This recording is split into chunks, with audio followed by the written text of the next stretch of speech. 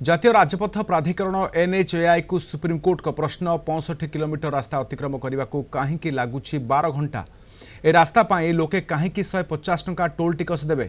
Kerala Thrissur जिलार पालिएकारा toll plaza रे toll आदाय स्थगितादेश मामला उपरे प्रश्न कर सर्वोच्च अदालत। गत अगस्ट 6 तारिख में Kerala high court Paliyekkara toll plaza toll आदाय स्थगित रखा राय देते।